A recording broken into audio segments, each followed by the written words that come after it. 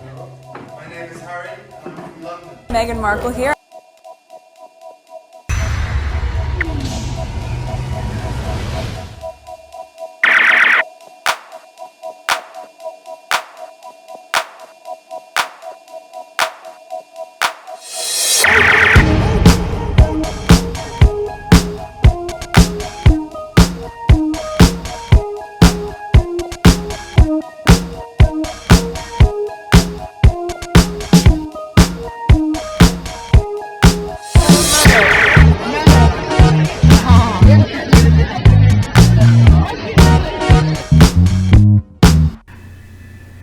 Today is March 18, 2023. It is 2:11 p.m. I already did a whole bunch of recording today. I'm actually uploading and creating a thumbnails for this, and I was looking for pictures for me to do the thumbnails, and I decided to hop on Twitter. There are 3 tweets I'm gonna share with you. They're very short, so let's get going. Alright, so there's this one here. Fact-based reporting on how Harry is using his platform and position to fight to make the UK a better place. Good King Harry. Okay, so she retweeted this. This is professional reporting, telling the story without lies and drama. Harry is standing up for all the others that have and will be abused, attacked, and falsely accused by the non-professional damaged tabloids. Way to go, Harry. Okay, so it's 1 minute and 58 seconds. With Prince Harry's libel fight against a British tabloid, the royal's attorneys arguing in court the paper got it all wrong when reporting about the prince seeking police protection for his family. ABC's Zareen Shah has more. Prince Harry's lawyers had their first day of what will likely be many in court Friday. They were arguing for an immediate decision or summary judgment in the prince's case against Associated Newspapers Limited, the publishers of the Daily Mail and Mail on Sunday. The prince is suing Associated Newspapers for misrepresenting him in an article last February, which says his PR team tried to put a spin on his legal fight with the British government. So this reporting is about Harry suing the papers for saying false accusation about his security details. In one of my videos, you're probably gonna hear it sometime next week, I explained this because some people were getting this really mixed up with the review. Okay, this is not about the review. It's somewhat related, but it's not. Okay, so let's finish listening to it. Prince Harry's taken legal action against the Home Office because he believes that he should have guaranteed security while he is in the UK because of the threat to him and his family. He's claiming that an article that was written about his court case with the Home Office was defamatory because it accused him of misleading the public. And the Mail on Sunday is saying it wasn't defamatory because it was based on honest opinion. And while Prince Harry was not in court Friday, we may see him take the witness stand for his case against the Mirror Group.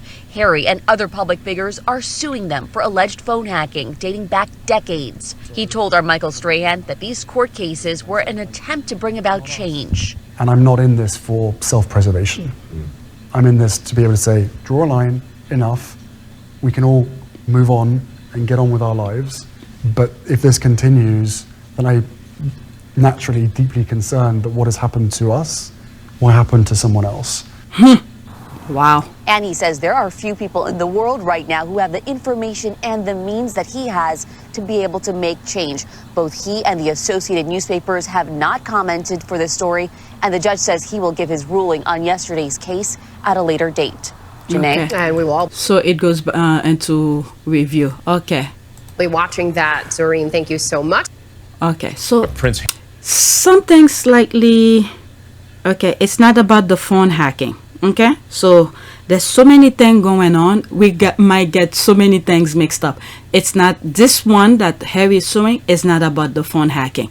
If you've been following me about this case, you probably will know about it. So let's read some of the comment, and then I'm gonna go into this one that was retweeted and see what some people are saying. Oh, that was this one. Only that comment here. If only the actual working royals could get off their lazy backsides to help their country and its people. That's the ruling eye. All right, so that's the only comment on this one, the retweet. So now I'm going on the person who first tweeted it. Okay, let's see here. The bats are swarming. The unbiased coverage in the US.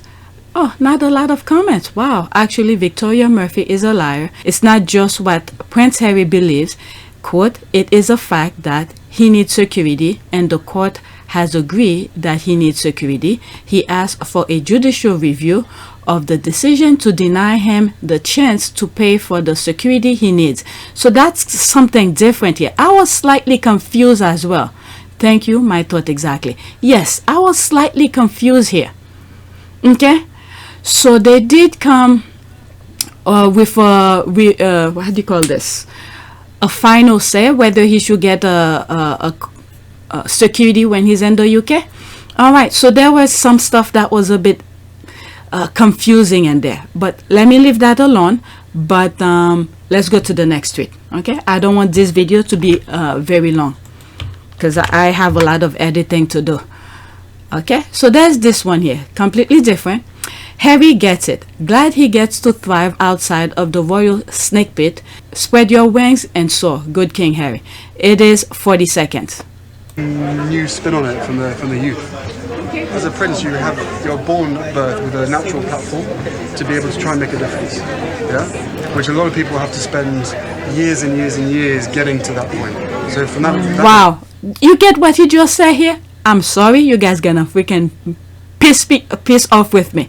Let me rewind it again. I'm probably gonna stop at the same spot again. Listen. New spin on it from the youth. As a prince, you're born at birth with a natural platform to be able to try and make a difference. Yeah, which a lot of people have to spend years and years and years getting to that point. So from that perspective, I'm very lucky to have a platform to be able to try and make change in the causes that mean a lot to me, but also to you guys. And I'm still in your generation, by the way. But at the same time, as I said, being born with a lot of privilege comes with a lot of responsibility. But I like to think that I'm going to have to spend the rest of my life earning the respect for that privilege and trying to make a difference for the rest of my life. I mean, this is not news to me. This is not news to me. So it takes a bit of getting used to, but as I said, it's once you understand the privileged position that you're in, you've then got to spend the rest of your life earning that privilege and giving back and also gaining the trust and respect of the general public and then using that position for good. But I think my understanding of service and duty became really, really ingrained, or it was given to me by my service in the military. I've shared it, he repeated over and over again. He said it in the Obama Foundation. So what he sort of how will I say that? He sort of expressed it a bit better here. What he said here, he was born with a platform. Okay? It was by birth, meaning that he was born a prince. He was lucky enough to be born in that platform. So he's comparing the platform that he has, where so many people, you hear YouTubers or influencers trying to be noticed. It takes them years to make it to the level of being recognized. But Harry, on the other hand, the second he was born, okay, you saw his mom come out of the hospital, stand in front of the hospital, taking pictures. He had that platform. Okay, he has no choice. He had that platform. So he's using that platform for those who's doing something good, positive in the world, that somewhat associate with some of the things that he's passionate about, and he's gonna share this platform. The same thing he said in the Obama Foundation. Okay, so let's read some of the comments here. Okay, I love that he recognized those privileges. Yes, indeed, much respect to him. Genuine, look at his eyes, very in touch. There's the heart, another heart. I love good King Harry, the man who should be king. King Harry. There's one comment. I'm sure the haters are here. Let's see here. Okay, the racist one. Okay, so they're black. This is someone that I get all of my passion, inspiration and energy from young people.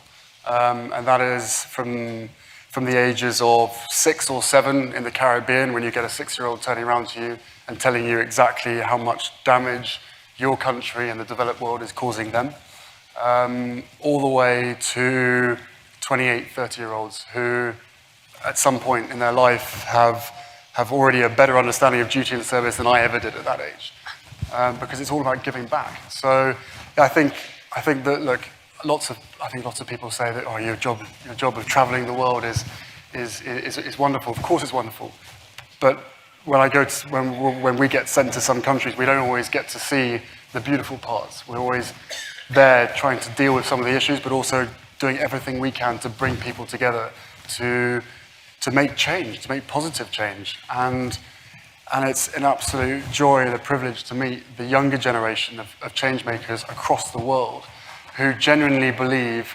in the fact that they, as a single person and as a group and as a community and as a nation, not only can change their country, but can change the world as well. And that is what keeps me going on a day-to-day basis. I mean, look, we all know the issues that are out there, you know, with the climate and the environmental issues. And I don't want to say it's refreshing, but it is nice to know that kids that young have an appreciation and understanding greater than some of the people who have been on this planet for 60, 70 years. So I think without credit, I mean, I've been a pessimist many times because of the work that we end up doing. You can be surrounded by negativity sometimes. But as I said just now, the younger generation of the world has turned me into an optimist, because they are the best connected, the most passionate generation that I think that we've ever had. And what we need to do is be able to create a platform so that they can be heard, because they have the solutions to some of the world's biggest problems. I was actually going to ask you that, because my sense would be that you've seen a lot of things up close. So you've seen miracles and you've seen great sadness. I mean, you go to a famine. Most of us read about one. And so you can see some things that perhaps none of us could really understand the scale or the breadth of the devastation up close. And you're saying that young people are the ones that keep you motivated to do this work. Why do you think young people are often so underestimated by society? Why do you think that 6-year-old voice or that 10-year-old voice or that 15-year-old voice is not treated the same way as that 60-year-old voice? Because that's the way it's always been. You know, before social media, before internet, before the way that everybody was connected in a positive way, it was always presumed, this is my take on it, which may be very wrong, but I think the presumption was always the longer you spend on this planet, the more experience and the more knowledge that you have. Fine, I think we all agree that the longer you're around for, the more experience you have. But what kind of a world are we going to end up being part of if we don't listen to the younger generation who have all the solutions? They're better connected than ever before, and because of the connectivity, they have the opportunity and the ability to be able to fix problems in a quarter of the amount of time that anybody else of previous generations was able to do over a 10, 15, 20-year period. My grandmother had to rewrite the rule books to a certain extent. My father and my mother have also done it their way. And now we're the younger generation coming through trying to do it our way, because the world has changed so much. We believe that by streamlining and by bringing people together in order to effect real positive change is the only way forward. And you know, it worked for previous generations, and we will always say yes to becoming patron of a charity that we believe in and that we're incredibly passionate about. But I think in today's world, you have to be involved with things that make sense to where your passions lie, rather than potentially turning up to a charity once a year. I think what's been really exciting as we talk about the transition of this out of my career but into the role is that, as you said, the causes that have been very important to me I can focus even more energy on, because very early out of the gate I think you realize once you have access or a voice that people are willing to listen to, with that comes a lot of responsibility, which I take seriously. And at the same time, I think in these beginning few months and now being boots on the ground in the UK, I'm excited to just really get to know more about the different communities here, smaller organizations who are working on the same causes that I've always been passionate about under this umbrella. And also being able to go around to the Commonwealth. I think it's just the beginning of a... There's a lot to do. Really? There's a lot to do.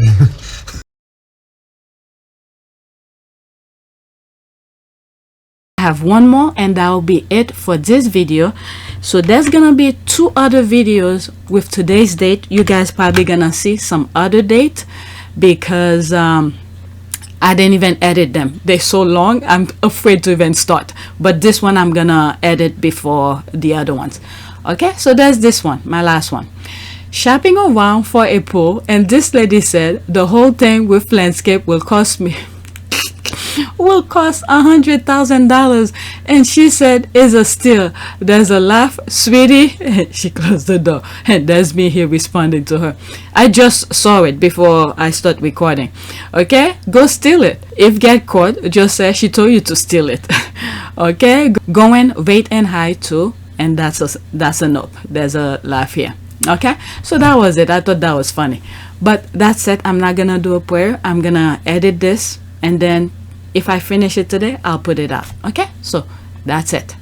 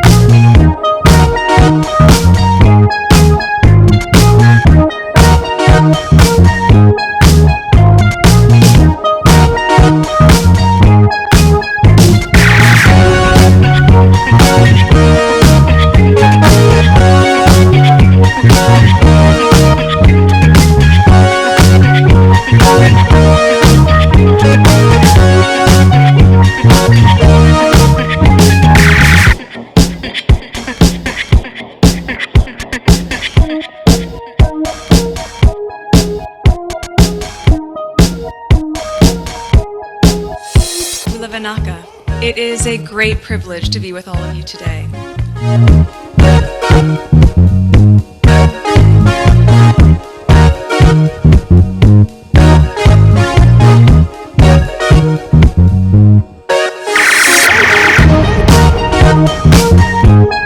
You know, we ask for forgiveness and please come back.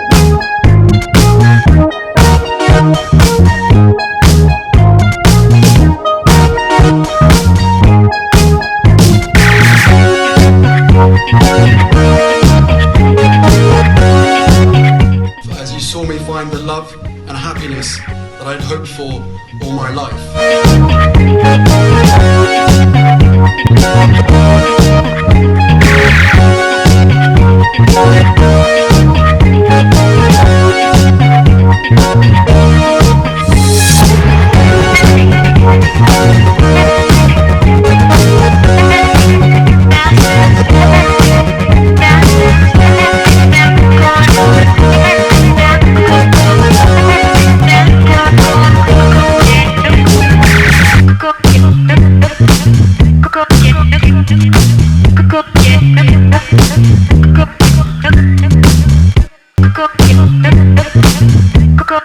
You are all in this together, and if I may speak personally, we are all in this together, because asking for help was one of the best decisions that I ever made. You will be continually amazed how life changes for the better.